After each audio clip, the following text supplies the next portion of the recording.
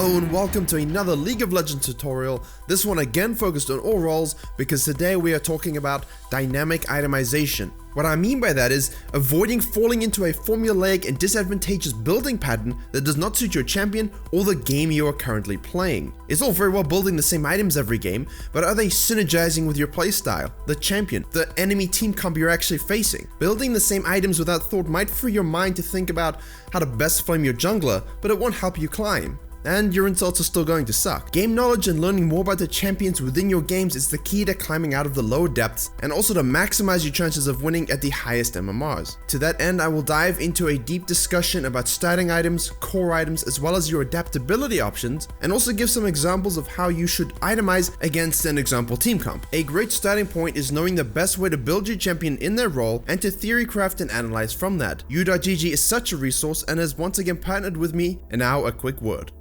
Do you get fed and seem to not be able to carry? Does your wolf lack frenzy and feel more like a paper airplane? And does his bite seem to fail at executing as badly as a blunted guillotine?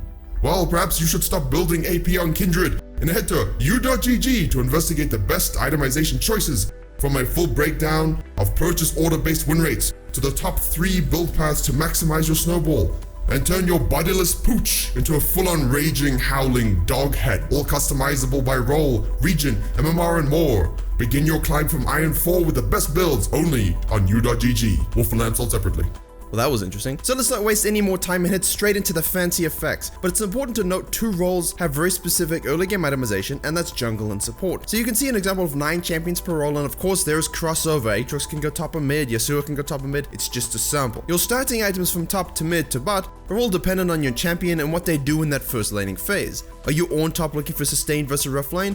Maybe that corrupting potion looks nice, but you're not going to be taking Doran's blade and trading actively, as that doesn't really synergize with your tanky playstyle. Now most ADCs will take Doran's blade, but something like Kai'Sa has made use of Doran's ring with its AP and mana generation attributes. And that's of course something most mid laners like Vel'Koz will take. So using a stat site like League Wiki, u.gg, champion made Reddits, etc. to ensure you have the best starting item to suit your champion is step 1. Now if you're a support or a jungler, you are pretty much restricted to the 5 items shown. And of course these also vary on the champion you're playing. If you're a spell-based and heavy mana user, Talisman will be the more obvious choice, but if you're something like Rengar that does throw in a lot of auto attacks and want that lifesteal, then Machete is what you're gonna go for. And the same thing applies to supports. Now core items are those that synergize so well with your champion's purpose, scalings, and abilities that it's almost impossible to have maximum success without it. In a word, they are essential. Now, this can sometimes be 1 item, 2 items, or even 3 core items, but most champions will have a core of at least 2 items that set them up for the best chance of success before they can diversify based upon the game that they are in. Obviously, if you are behind, you might be rushing a Zhonya's before your Luden's Echo if you're against a Zed in the mid lane, but we will cover adaptability in a bit. So when it comes to the second half of your build, or depending on the state of the game, that's when situational items come into play. The choices are based on in-game circumstances. The items you can choose, depending on the state of the game, will change according to your role from champion to champion, but junglers and support by default usually have 1 less slot for their core items and adaptability just because they have that mandatory item that they usually buy. In support's case, this is definitely taken up by the Sightstone for vision control, or at least really should be. And then for the jungle, you have your jungle item. Now some, like Ivern, don't exactly need to finish that item and they can sell the talisman or whatever later on, but in general most junglers will look to finish that item at some point in the game, and that takes up a slot. So assessing core items is champion and role specific, and these jungle and support items are technically core items. And also consider that depending on your rune set, you can have different core items. So in this case of Vel'Koz, if you're going Glacial Augment and want maximum tilt-inducing slows, you'll likely rush Hextech GLP and Twin Shadows as the slow activates your runes. If you're going a more typical rune set such as Arcane Comet, you will look to rush Luden's Echo and Morellonomicon for the maximum AP and penetration power spike at 2 items. And from there you can diversify your build based upon the game. And naturally, these items can change as Riot makes changes to the game, and then you have to adapt. And this is usually dictated by some base mathematical edge that is provided from the combination of items and statistics. For example, AP and Flat Magic Parent have a certain power spike with Ludens and Morellos, and a heavy AP scaling mage will be in a disadvantage if they don't go for those items. Now, usually win rates will show this and reflect this, but if you are the kind of person that's looking for the maximum mathematical edge, there are websites that do dive into deep stuff like this if you want to truly take a look at that core item advantage. Some champions also have core item alternatives, so if you are losing lane, if you're ahead or you're behind, you can alternate what you actually rush first. For example, for Ornn, now say you're against an AD threat and you are ahead, you want to go that Iceborne Gauntlet, but perhaps you're really far behind, you can actually go Frozen Heart or even Righteous Glory, which accomplishes a similar goal in resistances, but helps protect you further given that you are in a losing game. Now in the case of damage dealers and mages, for damage dealers, you might have to think less about that because you're going to be building damage anyway, but you might want some items that add a bit of defensive stats like Hex Drinker, for example, if you're a lethality user. And this will be built in addition to your Duskblade and Yumus rather than you just simply going straight for those two.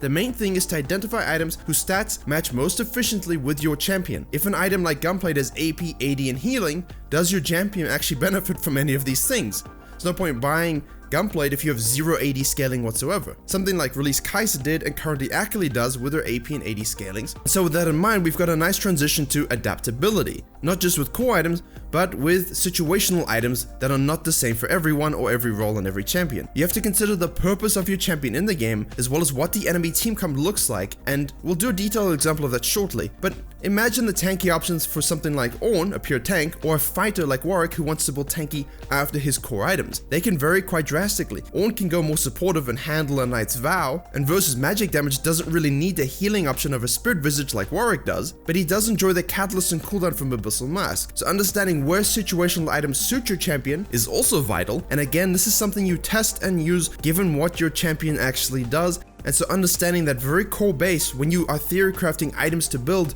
either core or situational is most imperative. You also have to understand the scaling on the damage abilities you have. For example, Warwick might do a lot of magic damage, but the spells that do that magic damage are very heavily scaling with AD and minimally with AP. And so if you wanted to build AP, yeah, maybe your Q gets that scaling of that 90%, that's great, and maybe the magic print helps with your magic based autos, but you also lose out on the AD scaling on your ultimate, for example. But you're still going to be doing magic damage regardless. So with all of this in mind, there's a lot of things and ifs and buts and whens and wheres. Let's look at some applications that can give an example and help bring together what we've just discussed by considering what we build versus a specific comp that we face. So let's use this enemy team comp of Yasuo, Diana, Akali, Miss Fortune, and Leona, and give a few examples of how you would itemize core and situationally. So let's begin with a tank before we get into the more spicy stuff, because a tank really gives an advantage to those who understand what the enemy team does as well as what your team can do, rather than having a formulaic damage build where you don't have to think too much about it. So with the tank, you will have your core items you want to try and build every game, but that will change depending on your lane opponent, especially the order in which you build them. But let's say I was against Yasuo top in this game. Your full build will be based upon the entire enemy team comp, and we do have a 2-2 split of physical and magic based damage, and even though Akali is plenty mixed and has a lot of AD scaling along with her AP scaling, which is why Hextech Gunblade is core on her, she still deals primarily magic damage. Now, itemization isn't always about finishing full items ahead of each other, but reacting to the state of the game. So, if I was losing this game, losing lane, having a rough time, I wouldn't go with Iceborne Gauntlet. I would perhaps go with a Frozen Heart or a Righteous Glory. I prefer the Frozen Heart, and definitely I would go Bramble Vest before any magic itemization, as the enemy Yasuo was building Blade of the Rune King. I want to be able to reduce his attack speed and healing at the same time, and those two items will achieve that goal. Now, given the mid laner and jungle I'm against, who would be roaming the map together and often, and also of course be present at all our skirmishes, following these two purchases, I would like to go for the Abyssal Mask, and before I build straight up Catalyst and then go for the Magic Resist, I might go with a Ruby Crystal and a Null Magic Mantle to give me a bit of HP and a bit of Magic Resist in addition to my Merc Treads. Also, especially considering that I would not have built a lot of HP yet at this stage, and that will start to nullify my resistances given how low HP I would be. The reason I did go with Merc Treads even in this lane is because Yasuo has his own CC, so does Diana, Leona has enough for about 3 different champions, and even though I'm against an 80 threat in lane, I'm thinking further into the game where that would be quite useful to have if I'm engaging, peeling, zoning, or whatever I need to do. Now, following these 2 core items purchases plus boots, we know we have to adapt to the game even further, and you can see that I would probably go with Thormail later on, Adaptive Helm, and Knight's Vow. And yes, before I finish my core items, I did have that Bramble Vest, so it's important to recognize when you need to fill that in, and if you're behind in lane, don't just keep building damage. We are not a Shinshin. So why did I choose these items in particular versus this team comp? Well, finishing up my Thornmail helps versus the Bork Yasuo because of the Grievous Wounds passive that reduces all healing, but this also reduces healing on Akali with her Gunblade build. Slot efficient, giving me armor, HP, and Grievous Runes. But why then Adaptive Helm and not something else with magic resist? Well, Diana and Akali both use combos with abilities and short cooldowns for repeat damage, in a similar way to how Karthus Q would spam you or Evelynn Q would spam you. And Adaptive Helm's passive here negates that, and because the damage is assessed individually on the item, it will greatly help my survivability against both of them, even at the same time. Finally, I chose Nightveil because of their all-in nature and how it certainly means they're going to try and dive and take out the Ezreal that was on my team in this game. And if he's fed, I will really need to protect him. So, given I would most likely be on peel duty rather than hard engage versus diving comp, this would transfer some of that damage plus additional armor to me and also help protect me against the Misfortune who should be dishing out her ultimate. So let's look at it from a Warwick jungle perspective. Naturally, your core items are Cinder Hulk and Tiamat because you need that for clearing, and you're most likely going to upgrade that to Titanic Hydra early into the game if you're fed, or at least later on.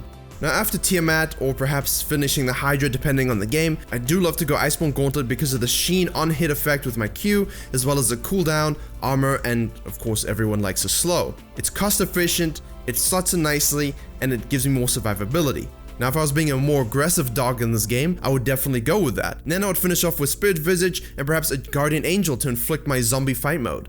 However, this is great if you're fed, maybe you're diving, maybe you're hard carrying and you can take out someone on the back line, but if you needed to be more on peel duty, maybe disrupting, a more tanky option would probably look a bit more similar to the Ornn example. Now, say I decided to stick to my core items of Titanic Hydra and Iceborne Gauntlet as I deem those necessary for my playstyle, well that doesn't leave me a lot to work with in terms of adaptability. Spirit Visage and Adaptive Helm would be interesting, but the Spirit Visage heal passive with Warwick would be really useful in a skirmish more so than the Adaptive Helm damage reduction, and considering I'm playing off tank, that's okay. And then I would definitely go with a Thornmail because the Grievous Runes versus those champions will be too much to pass. So the synergy of the adaptability items, the situational items like Spirit Visage, is important when you're considering which items to go versus the team comp as well as what suits your champion. It's all very well going something that defends the enemy champion, but if it has no synergy at all with yours, then you're losing value. So you see, depending on how many of your core items you want to focus on completing or keep on your full build, you have to adapt. Now from a damage perspective, let's just look at a Evelynn and Zyra example here, just because the assassin is a bit different.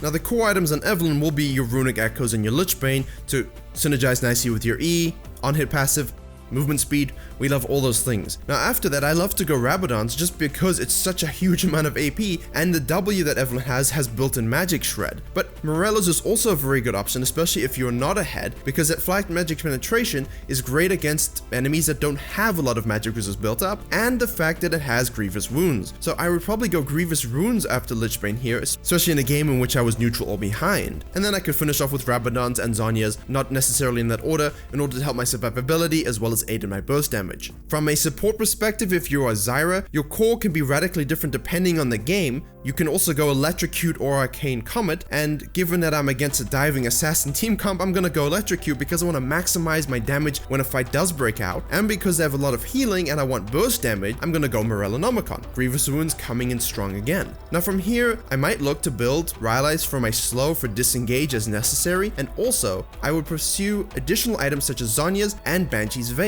Zhonya's because it gives me armor plus the stasis, and Banshee's Veil from the magic resist, but mostly for the passive because it can stop a Leona engage as well as stop Diana hitting a Q and then allowing her follow-up R, or even a Yasuo Q that could lead to an ultimate. So itemizing a bit more defensively and a bit more utility based is quite important in this situation, especially as a support where you won't have as much gold as you might have had in the mid lane. So hopefully these examples give you a great idea of my thought process into my itemization in different classes. I didn't really talk about ADC, I don't really play it as much, but the same principles apply when you're facing tanks, non-tanks, when you build armor penetration and things like that. Thank you for watching. Please like, comment, and share if you enjoyed. Consider becoming a member for access to perks. Subscribe for more league guides coming soon, and as always, I will see you all in the next tutorial.